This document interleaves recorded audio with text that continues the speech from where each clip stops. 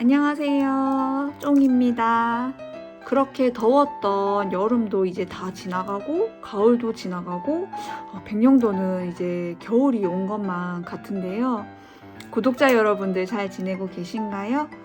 최근 이제 연말이 돼서 그런지 이제 주택관리사 관련된 질문들이 많이 올라오고 있어서 이번 영상은 제가 에듀윌의 선배 합격자로 설명회 출연을 하면서 받았던 질문들 중에서 총 10가지를 추려보았습니다.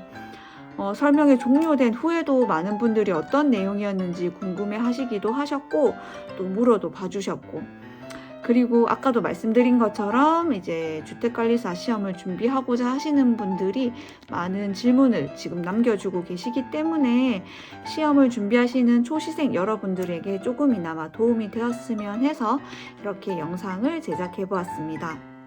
이번 영상은 제 개인적인 의견이기 때문에 사람마다 조금 다를 수 있다는 점 참고 부탁드리겠습니다. 그럼 바로 시작하겠습니다. 첫 번째 질문은 기초 지식이 없어도 1년 안에 동차 합격이 가능한가요? 였는데요. 저는 가능하다고 봅니다. 저 또한 관련 과목에 대해서 전혀 아는 것이 없는, 그러니까 무지한 상태에서 학습을 시작하였는데요. 저도 동일하게 처음에는 기초 지식이 없는데 제대로 할 수 있을까라고 걱정을 되게 많이 했었어요. 근데 실제로 공부를 하시다 보면 아시겠지만 대부분의 수험생들이 기초 지식이 없는 상태에서 이제 시작을 하게 됩니다. 그리고 이 자격증이 합격 여부는 내가 기초 지식을 가지고 있는지 없는지에 따른 그런 유무가 아니라 학습에 대한 겸손한 마음으로 끝까지 꾸준하게 포기하지 않는 것이 바로 합격의 비결이라고 저는 말씀드리고 싶습니다. 그렇기 때문에 기초 지식이 없다고 불안해 하시지 마시고 끝까지 포기하지 않고 학습을 하신다면 충분히 합격하실 수 있습니다. 두 번째는 온라인 강의를 수강하려고 하는데 학원 강의와 많이 차이가 있을까요? 라는 질문이었어요. 저도 이제 직장을 다니면서 공부를 했기 때문에 이 부분에 대해서 가장 많이 우려했고 걱정을 했던 것 같습니다. 학원 수업은 너무 듣고 싶으나 여건상 되지 않는데 부족하지는 않을지 이런 부분에 대해서도 있었고, 또는 학원 수강생처럼 못 따라가지는 않을지 하고 걱정을 많이 했는데 막상 학습을 해보니까 괜찮더라고요. 괜한 걱정이었던 것 같아요. 궁금했던 점이 있으면 이제 질문 게시판을 활용을 해서 교수님께 질문을 드렸고 답변도 바로바로 받을 수 있어서 궁금증에 대한 부분은 이제 바로 해소가 되었었고요. 저는 또 오히려 직장을 다니기 때문에 시간이 굉장히 제한적이었는데 인강으로 내가 원하는 시간과 장소 그리고 배소까지도 정할 수 있었기 때문에 저는 오히려 인강이 더 저한테 잘 맞았던 것 같습니다. 세 번째 질문은 1차를 불합격을 했는데 지금 이 시기에는 어떻게 공부를 해야 되는지 활용법에 대해서도 문의를 많이 주셨습니다. 우선은 이제 잠시나마 재정비하는 시간을 가지면서 어디가 내가 부족했는지 한 번 더 체크를 해봤으면 좋겠습니다. 그리고 다시 시작하시는 분들은 1년의 긴 호흡의 공부이기 때문에 내가 떨어졌다, 그래서 이번에는 꼭 합격해야 된다는 그 마음 때문에 처음부터 무리하시는 분들이 생각보다 많거든요. 그렇기 때문에 약간의 휴식 시간을 가지고 다시 이론 강의를 들으면서 내가 부족한 부분을 잘 체크하고 이 부분은 이제 절대 실수하지 않겠다라는 마음으로 공부를 하셨으면 좋겠고요. 그리고 그 부족한 부분을 조금씩 채워나가는 시간이라고 생각을 해주시면 조금 더 괜찮을 것 같습니다. 네 번째는 직장인이어서 공부 시간이 많이 부족하다고 그래도 준비를 해도 합격을 할 수 있을까요? 라는 질문이 많았습니다. 저도 동일하게 직장을 다니면서 이제 준비를 했었는데요. 저는 사실 주택관리사라는 자격증을 조금 늦게 알게 되어서 1차, 2차를 나눠서 사실 준비를 했었어요. 아무래도 직장인 분들은 학습 시간이 많이 부족하기 때문에 절대적인 학습 시간을 확보를 하셔야 됩니다. 그리고 두 번째는 1차 과목은 절대 평가이기 때문에 전략적으로 공부를 하시면 되는데요. 제가 항상 말씀드리는 게 있어요. 선택과 집중을 하셔서 공부를 하셔야지만이 조금 더 효율적으로 공부를 할 수 있다고 말씀을 드리는데요. 모든 것을 다 가져가실 필요는 없고 전략 과목을 설정하셔서 학습을 하시고요. 어렵거나 잘 안 되는 과목은 과감하게 버리고 평균 60점을 만들도록 학습을 하시면 좋을 것 같습니다. 저 같은 경우는 이제 민법 같은 경우는 이제 80에서 85점, 그리고 시설개론은 60점, 그리고 회계를 50점으로 하자고 목표를 설정을 하고 공부를 처음에 진행을 했던 것 같습니다. 그리고 저는 또 에듀윌 합격 앱이라고 노란색 어플을 활용을 많이 했었는데요.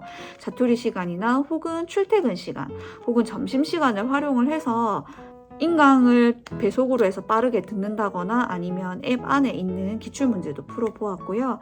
그리고 자기 전에 혹은 컨디션이 너무 안 좋을 때는 라디오처럼 틀어놓고 자기도 했었습니다. 바로 잠이 들기도 했지만 그 5분 정도에 집중했던 그 내용들이 또 기억에 또 남기도 하더라고요.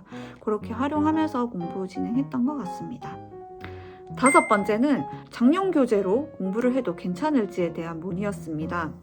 솔직히 수험생의 입장에서 말씀을 드리자면 아무래도 교재가 비싸기 때문에, 그리고 비용도 많이 들기 때문에 조금이나마 부담을 덜어드리고 싶은 게 제 개인적인 마음입니다. 그럼에도 불구하고 실무나 법규 같은 경우는 개정이 굉장히 많이 되기 때문에 사실 당해년도 교재로 학습을 하시는 게 좋고요. 회계나 시설 혹은 민법은 상대적으로 개정이 많이 되지 않기 때문에 작년 교재로 보셔도 크게 학습하시는 데는 무리가 없을 거라고 저는 이제 생각이 됩니다. 근데 조금 불편한 점은 아무래도 있을 수밖에 없을 것 같아요. 당의 기출문제가 반영이 안 된다던가, 인강이랑 내가 보는 이제 교재의 페이지가 서로 달라서 매번 찾아야 된다던가, 불편사항은 조금 감수를 하셔야지만이 될 것 같고요. 만약 제가 그 입장이라면 저는 이제 공부할 때는 스트레스가 최소한이 되어야 된다고 생각을 하는 사람이기 때문에 그냥 저는 페이지 다른 것도 찾기도 좀 번거로울 것 같고 법개정 같은 경우도 조금 귀찮아하는 스타일이라서 저는 교재를 그냥 구매해서 조금이나마 편안하게 공부를 했을 것 같습니다. 6번째는 어떤 과목이 제일 어려웠나요? 라는 질문이 굉장히 많았는데요. 저는 공부를 시작했을 때, 중간 시점, 끝났을 때 어려웠던 과목이 좀 달랐던 것 같습니다. 처음에는 공부 시작을 했을 때 회계 원리가 정말 어렵게 느껴졌었는데요.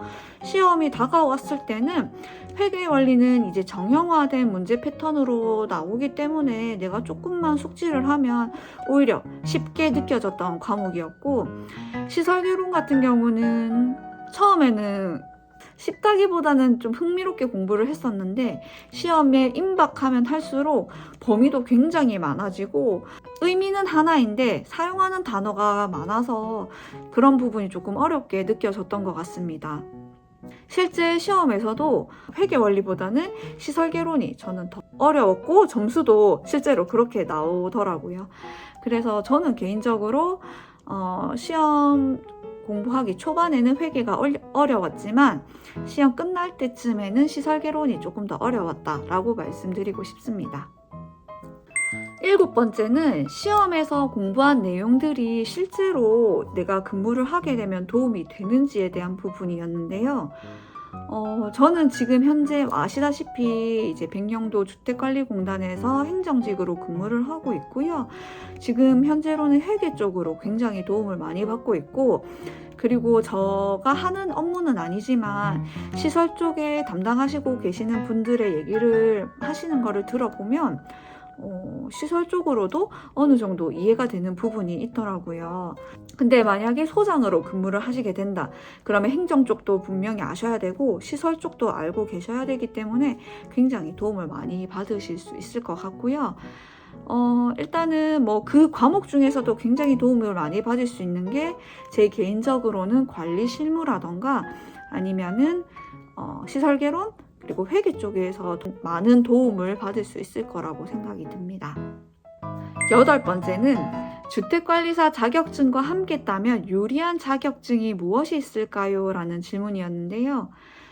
일단 취득하면 좋은 자격증들이 여러 가지 있기는 하지만 우선적으로는 이제 내가 이 자격증을 취득을 하려는 목적이 소장이었다면 우선 주택관리사 자격증에 포커스를 맞춰서 공부를 집중하시는 게 더 맞으시고요. 주택관리사 자격증 합격을 하고 이제 소장을 준비하시기에 들어가신다면 보통 소방이나 전기 쪽으로 굉장히 많이 준비를 하시고, 여자분들 같은 경우는 이제 격리 겸직 소장들이 많으시기 때문에 회계 관련 자격증이라던가 아니면 아파트 격리 회계인 ERP를 이수하시면 도움을 많이 받을 수 있을 겁니다. 9번째는요. 합격하고 나서 취업은 보통 어떻게 준비를 하는지에 대해서 굉장히 많은 질문을 주시거든요. 제가 이제 공부를 했던 애들 같은 경우는 합격하고 난 이후에 소장으로서 근무할 수 있도록 지원해주는 취업 지원센터가 있습니다. 사실 저는 참여를 하고 싶기는 했지만 직장을 그때 다니고 있었기도 했고 여건상 참여를 할 수가 없었는데요. 같이 합격한 동기분들의 얘기를 들어보면 이 취업센터를 통해서 이력서 쓰는 방법부터 면접 보는 방법까지 굉장히 디테일하게 도움을 받았고, 그리고 이제 실질적으로 공개 채용하는 곳에 지원을 했더니 총 3군데에서 합격 소식을 얻고 그 중에 하나를 선택을 해서 들어갔다고 합니다. 내가 만약에 바로 자격증을 취득을 하고 바로 취업을 원한다 하시면 이 취업 지원센터를 활용하시는 게 굉장히 좋으실 것 같고요. 그리고 저의 경우는 아직 소장으로서 나이도 어리기도 하고 여자이기 때문에 진입 장벽이 어느 정도 있다고 판단을 했습니다. 그렇기 때문에 취업할 수 있는 이제 시야를 조금 더 넓혔고, 그래서 공단이나 협회 쪽으로 꾸준히 이력서를 넣으면서 도움되는 과목들을 이수를 조금 했고요. 학습을 하시는 분들을 보면 그 연령대가 굉장히 많이 낮아지고 있기는 한 것 같은데, 그럼에도 불구하고 주택관리사라는 자격증이 연세가 있으신 분들이 취득하는 자격증이고 무조건 아파트 소장으로 취업을 해야 한다라고 생각을 하실 수도 있을 것 같습니다. 근데 조금만 생각을 바꿔보시면 아파트 소장뿐만 아니라 저처럼 공단이나 협회 그리고 공기업 혹은 위탁업체의 총무팀이나 인사팀 아니면 재무팀 쪽으로도 취업을 하시는 분들이 많으시더라고요. 그래서 조금 더 취업할 수 있는 시야를 확장을 시키면 좀 더 좋을 것 같습니다. 그리고 마지막 10번째는 뭐냐면요. 교수님 좀 추천해주세요 라는 질문을 제가 진짜 많이 받아요. 근데 제가 사실 추천을 해드리기가 조금 애매한 부분이 사람마다 공부하는 학습 스타일이 다 다르고 나랑 맞는 교수님이 다 다르기 때문에 제가 선뜻 추천해드리기가 조금 어려운 부분이 사실은 있기는 합니다. 저 같은 경우는 약간 좀 차분한 교수님을 좀 좋아하기 때문에 아무래도 좀 추천드리기가 어렵더라고요. 그럼에도 불구하고 만약에 물어보신다면 제가 답변은 드리겠지만 가장 좋은 방법은 우선은 그 교수님들의 강의를 한 15분에서 20분 정도 들어보시면 나랑 좀 맞는 것 같다 혹은 나랑 조금 안 맞는 것 같다 라는 교수님이 느낌이 확 와요. 그러면은 그 교수님을 한 분을 선택을 하셔가지고 쭉 들으시면 됩니다. 저도 그렇게 이제 교수님을 선택을 했거든요. 그렇기 때문에 제가 추천해드리는 교수님은 참고만 하시되 들어보시고 나랑 맞는 교수님을 찾으셔서 1년 동안 열심히 공부하시길 바랍니다. 저는 공부할 당시에 정말 힘들었어요. 왜냐하면 저의 공부 스타일 자체가 굉장히 채찍질을 하면서 공부를 하는 스타일이기 때문에 잠도 거의 안 자고, 그리고 먹으면 잠이 오기 때문에 거의 먹지도 않고 사탕이나 초콜릿, 견과류로 버티고 공부를 했고요. 그래서 살도 굉장히 많이 빠지게 공부하는 그런 학습 스타일이었고, 시험 임박했을 때는 몸도 굉장히 안 좋아서 약을 먹으면서 공부를 했었거든요. 그때 당시를 돌이켜보면 그 시간이 정말 헛되지는 않았구나, 잘 버텼구나 라는 생각을 하곤 합니다. 제가 굉장히 좋아하는 말 중에 하나가 무지개를 보려면 비바람이 오는 것을 견뎌야 한다 라는 말이 있어요. 꼭 합격하셔서 7빛깔 무지개처럼 누군가의 꿈 혹은 인생의 전환점이 되시길 바랍니다. 제 답변이 조금 부족했을 수는 있겠지만 그래도 영상 끝까지 시청해 주셔서 감사하고요. 다음에도 더 좋은 영상으로 보답하도록 하겠습니다.